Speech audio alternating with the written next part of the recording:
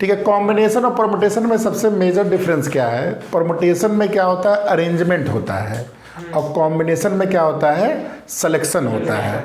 ठीक है। कॉम्बिनेशन मतलब कभी क्वेश्चन देख के आपको लगेगा सिलेक्शन हो रहा है इसमें। ठीक है। अब देखो कैसे, मतलब जैसे मान लो आपसे बड़ा सिंपल से एग्जांपल लिया जाए। मैंने बोला 3p2। 3p2 का मतलब क्या है कि 3 डिस्टिंक्ट में से 2 के ऑर्डर का कितने तुम्हें अरेंज कितने तरीके से कर सकते हो। तो मान लो ले लो XYZ ले लो, तो क्या क्या पॉसिबल केस बनेंगे इसमें? XY, YX, XZ, ZX, YZ और ZY। 3p2 मतलब क्या हुआ? Factorial 3 divide by 3 minus 2 factorial, मतलब ये हो गया 6 दिख रहा है हमको। लेकिन अगर मैं सिलेक्शन की बात करता हूं तो सिलेक्शन में अरेंजमेंट मैटर नहीं करता है। मतलब X और Y और X, ये दोनों क्या चीज़ है? सिलेक्शन के पॉइंट ऑफ व्यू से दोनों डिफरेंट, दोनों सेम चीज़ है। मेरी टीम में mister X mister Y select किए गए हैं, मेरी टीम में Y और X है। मेरे पास ब्लैक और एक ग्रीन पेन है, मेरे पास ग्रीन और ब्लैक पेन है। तो 2 केस नहीं है, तो टोटल हर तुम्हारा 2 किस में कन्वर्ट हो रहा है? एक केस में। हर 2 तुम्हारा बेसिकली जो X और Y आपस में कितनी तरह परमुटेट हो सकते हैं? 2 फैक्टोरियल से। तो हर 2 फैक्टोरियल तुम्हारा कन्वर्ट होके 1 में बन रहा है। तो टोटल तुम्हारा क्या हो जाएगा? इस पूरे को 3p2 को हम लोग फैक्टोरियल 2 से डिवाइड कर देंगे। हर 2 फैक्टोरियल 1 में कन्वर्ट हो रहा है। समझ में आया? हर 2 फैक्टोरियल 1 में कन्वर्ट हो रहा है। तो मान लो नंबर ऑफ वेज अगर इधर x है तो ये किसके बराबर होगा? ये तुम्हारा 3p2 के बराबर होगा। तो x की वैल्यू क्या हो जाएगी? 3p2 by 2 factorial. ये रिपीटिशन जब हुआ था तो उसमें ऐसे समझाए थे कुछ। ठीक है। दूसरा चीज़ देखो, अगर ये NPR है, NPR का मतलब क्या है?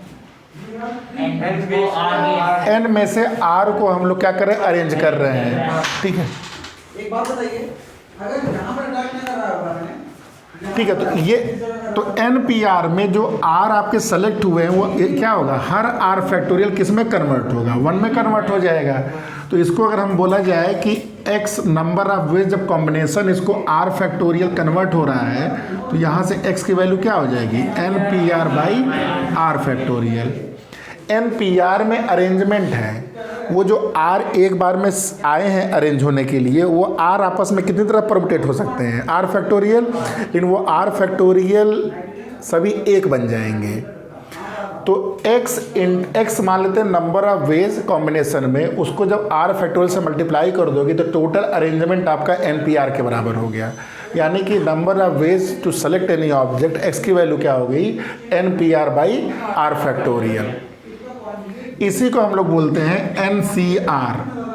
तो यानी कि एक फॉर्मूला बन गया आपका NCR इज नथिंग बट, आपका एक फॉर्मूला ये बोल सकते हो, या दूसरा फॉर्मूला क्या बोल सकते हो? NPR क्या होता है? NCR into R factorial.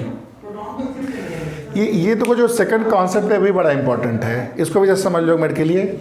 NCR का मतलब क्या है? सिलेक्शन।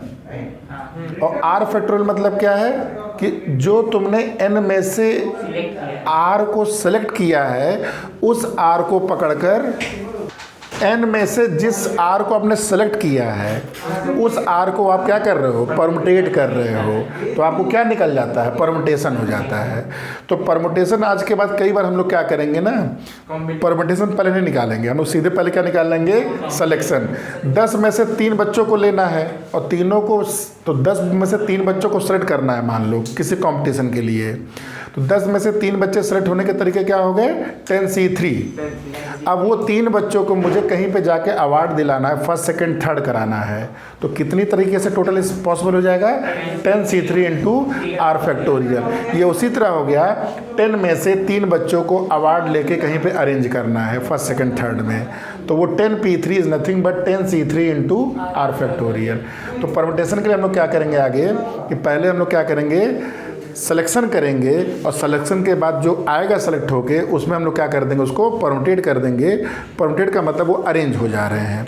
तो ये दो फार्मूला आप लोग लिख लीजिए, यही आपका क्या है, कम्बिनेशन होता है। तो आपका डेफिनेशन देखो, एन सी आर का मतलब क्या है, n P r divide by r factorial. N P r क्या था हमारा, factorial n upon n minus r in factorial into r factorial. इसका मतलब ये एन सी आर की डायरेक्ट डेफिनेशन हो गई, मतलब n फैक्टोरियल और नीचे आपका r फैक्टोरियल और n माइनस आर फैक्टोरियल, ये आपका सीधे कॉम्बिनेशन का फॉर्मूला हो गया। ठीक है, अब कुछ प्रॉपर्टी देख लो इससे। अगर प्रॉपर्टी देखा जाए, पहला NC0 की वैल्यू क्या होगी, फैक्टोरियल n, 0 फैक्टोरियल, मतलब ऐसे होगा ना, n factorial n minus 0 factorial 0 factorial. 0 factorial क्या बताया गया था प्रॉपर्टी में, 1 होती है, ये n ही हो गया, तो ये आ गया 1। ठीक है, दूसरा देखो, NC1 की वैल्यू क्या होगी, नहीं, n factorial upon n minus 1 factorial into 1 factorial. तो क्या होगा ये, n into n minus 1 factorial और नीचे n माइनस 1 फैक्टोरियल, ये हो जाएगा 1। तो क्या हो जाएगा ये n फैक्टोरियल क्या हो गया, n into n minus 1 factorial, n minus 1 factorial cancel out हो गया, क्या बचा केवल। तो NC1 की वैल्यू क्या होती है, n, लिख लो ये। ठीक है, नेक्स्ट प्रॉपर्टी देखिए, जो NCn माइनस आर होता है ये NCR के बराबर होता है। कैसे चेक करो जरा, देखो NCn माइनस आर कितना होगा, factorial n upon n minus R का factorial into n minus R का फैक्टोरियल।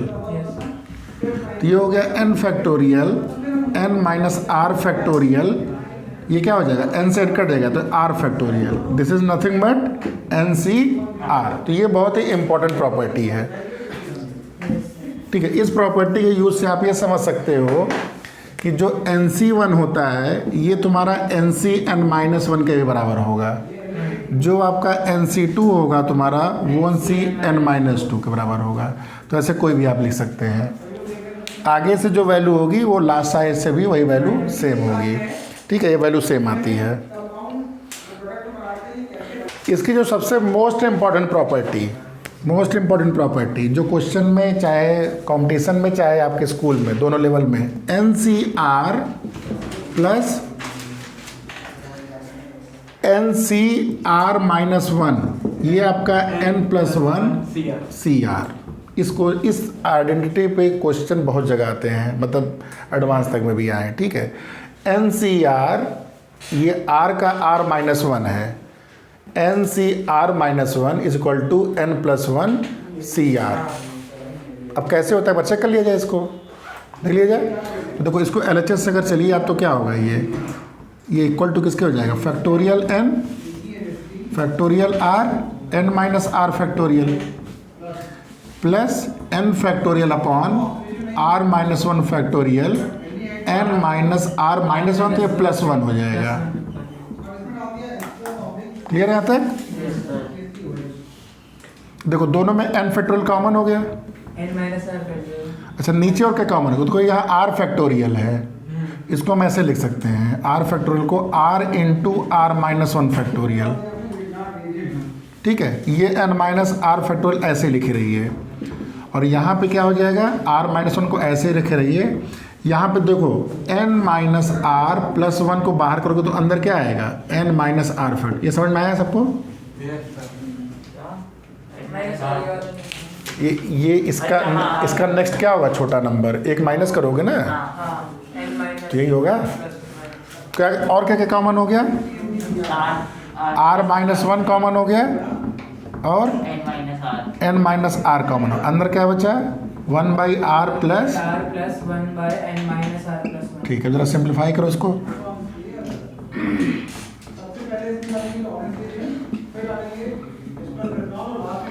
एलसीएम कितना हो जाएगा, r इंटू क्या हो जाएगा, ये n माइनस आर प्लस 1। ठीक है, तो ये इससे कैंसिल हो गया है। ये चीज़ क्या आई आपके, n इंटू ये n+1 आई, और नीचे क्या आ रही है r-1 factorial n-r factorial r into n-r+1। अब देखो n+1 इंटू n फैक्टोरियल क्या होगा, n+1 into n factorial factorial r into r-1 factorial r factorial n-r factorial, उसका next number n-r+1 r+1 factorial. तो ये आपका क्या होगा, इसको ऐसे लिख लो n+1 फैक्टोरियल r फैक्टोरियल, इसको ऐसे लिख लो n+1 -r फैक्टोरियल। तो ये क्या होगा आपका n+1 CR, n+1 factorial r factorial n+1 -r factorial. समझ में आ गया? तो ये इसको आप लिख लीजिए, ये बहुत ही इम्पोर्टेंट प्रॉपर्टी है। रेस्ट्रिक्टेड कॉम्बिनेशंस,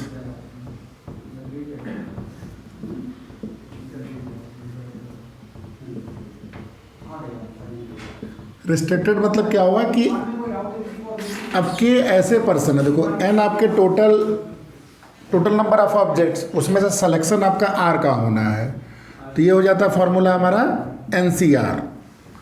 लेकिन अब के ऐसे पर्सन हैं, जैसे हमारे क्रिकेट टीम में मान लो 11 प्लेयर हैं, 11 नहीं टोटल हमारे कितने हैं, 11 में 16 प्लेयर होते हैं ना, जो टीम में 16 होते हैं, फाइनल सिलेक्शन कितने का होता है 11 का, ठीक है। लेकिन इसमें जैसे मान लो 2-3 प्लेयर जो अच्छे हमारे हैं, विराट कोहली हुए, रोहित शर्मा हुए, जो भी है, मान लो के number of players they are already selected, मतलब उसमें कोई भी डिबेट हमारा नहीं करना है, उनको हमें चूज करना ही करना है।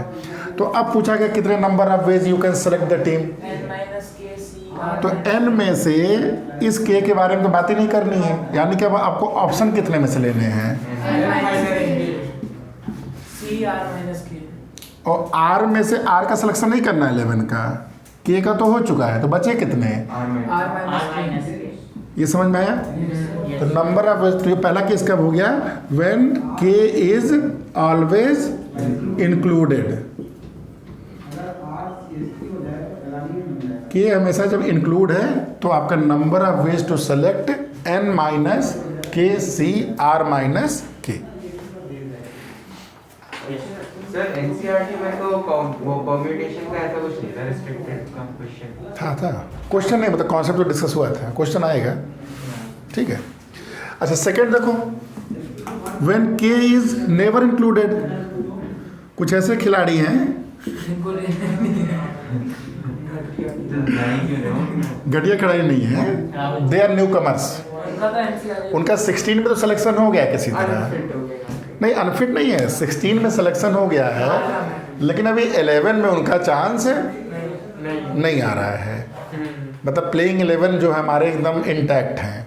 कई बार जो न्यू कमर्स होते हैं ना, उनको टीम में तो रख लिया जाता है, वो यहाँ से ऑस्ट्रेलिया जाते भी हैं और बिना खेले आते भी हैं, सीरीज जीत जाते हैं, प्राइज में मिल जाती है, पैसा भी मिल जाता है, सब कुछ है, लेकिन दे आर नेवर इंक्लूडेड, ठीक है। तो इसमें क्या होगा, अब के को तो कभी लेना ही नहीं है, तो बचा कितने लोग, n - k, लेकिन टीम तो तुम्हें सेलेक्ट करनी ही है, तो क्या हो जाएगा, समझ में? इस के को कभी नहीं लेना है, तो ये ऑप्शन से खत्म हो गए, बचे कितने n - k, लेकिन टीम तो बनानी है, तो तुम्हें 11 का कॉम्बिनेशन करना है, तो n - k CR। तो ये हो गया रेस्ट्रिक्टेड कॉम्बिनेशन, इसमें कंडीशन लग गया, बेसिकली कंडीशनल है ये, ठीक है। कुछ और भी फॉर्मूले हैं इसमें, जैसे आप लोग उस मूवी में देखे होंगे,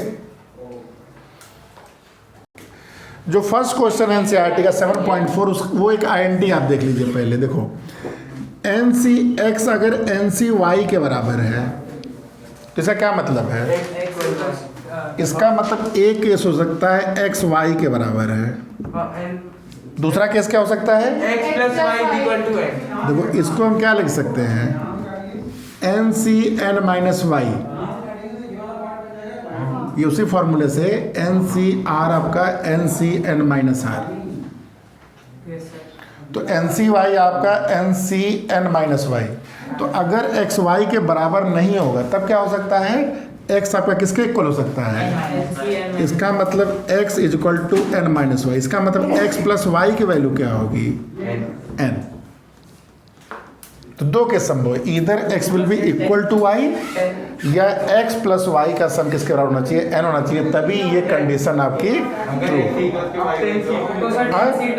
तो आपका जो पहला क्वेश्चन है वो क्या दे रहा है, NC 8 is equal to NC2, क्या x y के बराबर है, नहीं, इसका मतलब ये केस नहीं जाएंगे।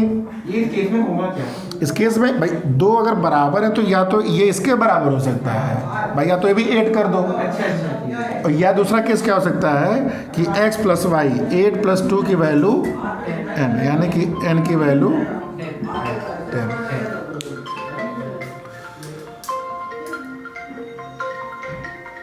अरे यार इसको मुझे वो भेज रहा है, चलो क्लास तो हो ही गई है, तुम लोग क्वेश्चन पूछ रहे हो ना इसको।